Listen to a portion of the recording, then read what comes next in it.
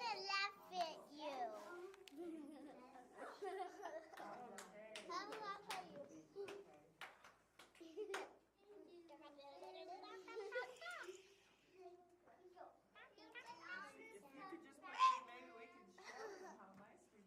He made them sound like this. Let me see whether the plug is on. The plug is here.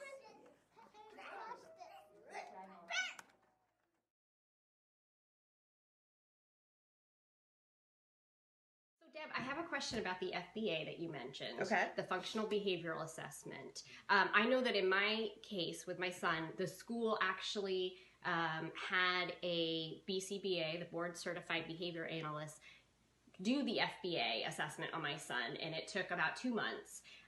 In your case, in working with a lot of families, have you seen that most schools are the ones that are actually performing the assessment, or that families are doing that with an outside consultant or source, doctor's office that's sort of linking them to somebody to do that? That's an excellent question.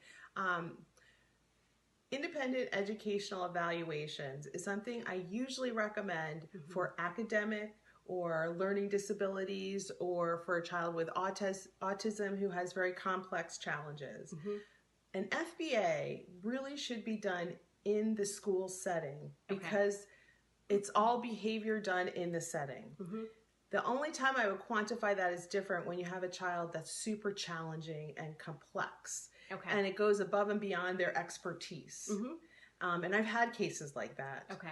But it's very hard to bring in this outside person into the school to create a plan that they're going to use so much in the school. So if you bring somebody from the outside in, they could be helpful to give some insight and some additional information, but they necessarily aren't the best people.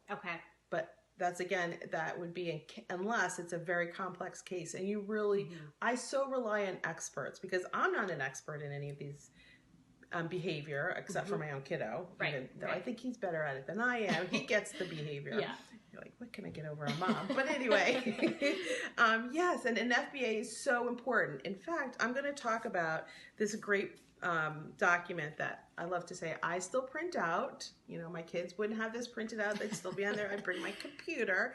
But this great document talks about collecting data, behavioral data, and it's not so simple. And it's really important to understand how to collect behavioral data, because if you don't understand all the nuances, like when it happened, the intensity of it happened, how long it happened, it can't be just sometimes parents get a chart and it really doesn't tell the story. And so you really want to dig deep on what data you're collecting. It's funny that you mentioned that.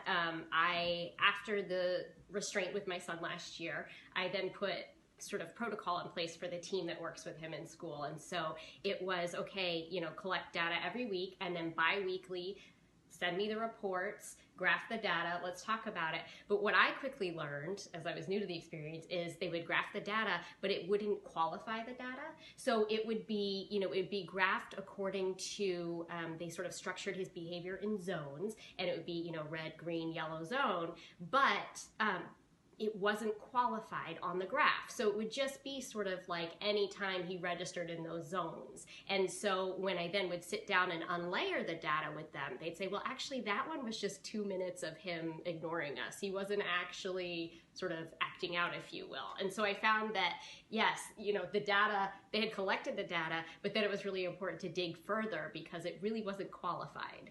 And it's hard to understand that information. It really is. And so that's why I love to look for these type of documents. And this is called Evidence-Based Classroom Strategies for Teachers. And I'm really excited about this. I was telling Jodie that I was a part of a meeting at the Maine Department of Education recently, and they're actually talking about behavior coaches as professional development for teachers. They need it. That's so awesome.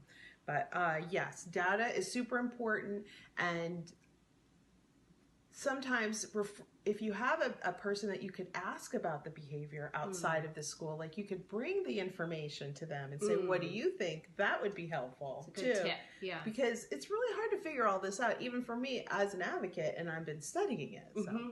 Yeah, we actually, so we have a BCBA within our school system, but then we actually have access to one privately as well. And so that has been helpful in terms of, I will review something and then I may say to her, does this look right? And sometimes if I get sort of to the end of my rope and I feel like I don't know what to suggest with the school, or I don't really know what the options are, I'll then again consult this other independent BCBA and say, what do you think are my options here? What do you think are next steps that could be taken? And it's been very helpful when I've thought that, like, that's sort of it, there's no further to go. She said, actually, you have a couple of choices here. So, yeah. And you're bringing up a great point, which is collaborating with your school. Instead of saying, you didn't do this, you really need to, they want to hear your input. You know your child better than they do, than anybody. And I say that to my clients. I really need your input. So, doing that kind of homework is so essential to being a good team player of the IEP team. So.